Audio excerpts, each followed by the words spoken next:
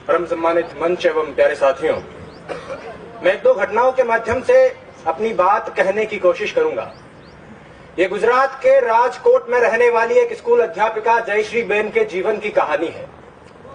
दुनिया की हर मां की तरह उस मां ने भी बहुत से सपने देखे, अपने इकलौते बेटे को खूब पढ़ाया लिखाया, अच्छी तालीम दिलाई।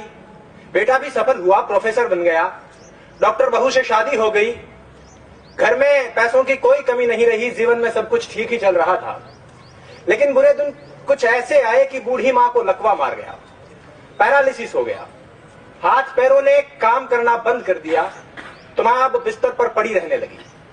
एक रोज कुछ यूं हुआ बीमारी के दिनों में कि बेटे ने मां को सहारा देकर खड़ा किया।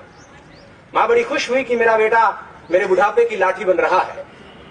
बेटा मां को पकड़कर धीरे धीरे सीढ़ियों के सहारे छत पर ले गया। मां बड़ी खुश हुई कि मेरा बेटा मुझे धूप दिखाने ले जा रहा है। छत पर जाने के कुछ देर बाद बेटे ने अपनी मां को गोद में उठा लिया। मां खुशी से भाव विभोर हो गई कि मेरा बेटा जान गया है कि मुझे सीढ़ियों से चढ़ने उतरने में दिक्कत होती है, मेरा बेटा मेरी कितनी फिक्र करता है, मुझसे कितना प्यार करता है। लेकिन उसके बाद उस बेटे ने जो किया, हाथ उठाकर दुआ कीजिए कि दुनिया का कोई भी इंसान वैसा ना करे। उस बेटे ने गोद में उठाकर अपनी मां को 4 मंजिला मकान की छत से नीचे फेंक दिया। बूढ़ी मां कुछ समझ पाती उससे पहले उसकी जिंदगी खत्म हो गई। 4थी मंजिल से नीचे गिरने में कितना वक्त लगता है? 3-4 सेकंड लगते होंगे। लोगों को लगा कि मां छत से गिर गई होगी, लेकिन पुलिस पड़ताल और सीसीटीवी फुटेज से 3 महीने बाद पता चला कि मां मरी नहीं थी, प्रोफेसर बेटे ने मारा था।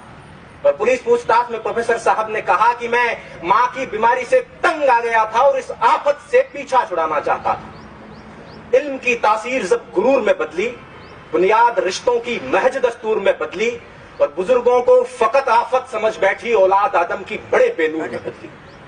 2 महीने की बीमारी से परेशान होकर प्रोफेसर साहब ने 9 महीने तक पेट में रखने वाली मां को मार डाला।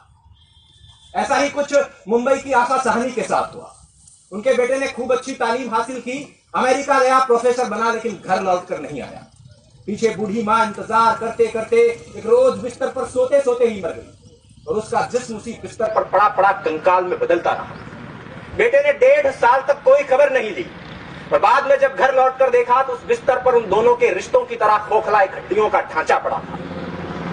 ऐसा ही कुछ सूरत की चंपाबेन के साथ हुआ, ऐसा ही कुछ इलाहाबाद के कमलेंद्र श्रीवास्तव के साथ हुआ, ऐसा ही कुछ इसी शहर के ब्रह्मपुरी में रहने वाले एक बुजुर्ग के साथ हुआ।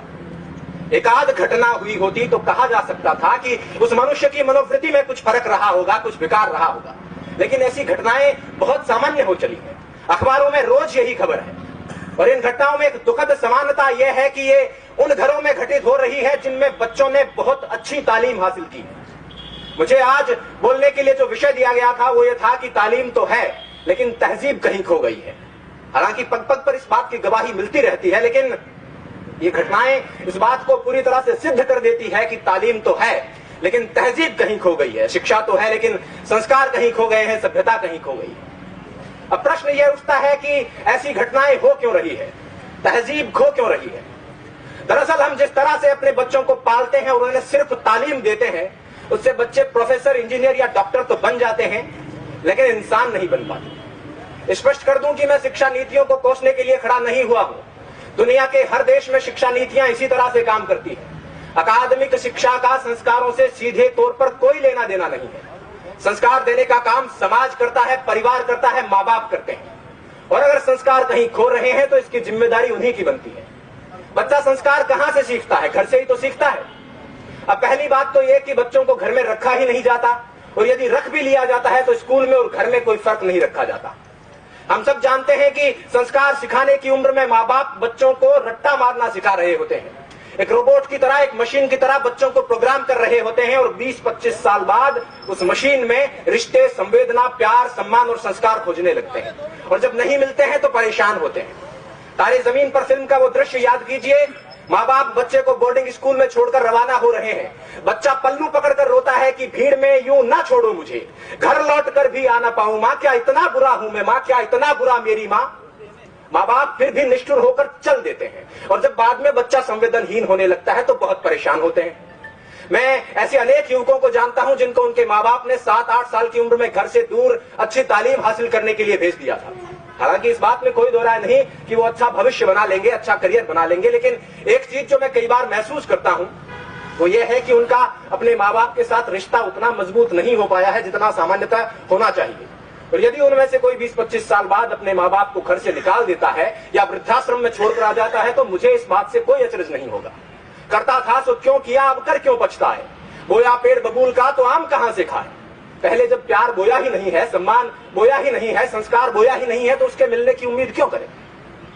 खैर, मैंने काफी समय ले लिया है। अंत में चलते चलते बस इतना कहना चाहूंगा कि जयश्री बहन तो छत से फेंके जाने के बाद नीचे गिरते वक्त कुछ सोच पाई थी या नहीं सोच पाई थी मुझे नहीं मालूम, लेकिन अगर आपके साथ ऐसा हुआ, भगवान ना करे ऐसा हुआ, तो आप ये जरूर सोचेंगे कि तालीम के साथ तहजीब भी दे दी होती तो इस तरह नहीं मरना पड़ता। और अगर आप इस पश्चाताप के साथ नहीं मरना चाहते हैं तो अपने आने वाली नस्लों को, अपनी पीढ़ियों को, अपनी औलादों को मशीन बनाने के बजाय मनुष्य बनाने की शुरुआत कर दीजिए। इन्हीं शब्दों के साथ मैं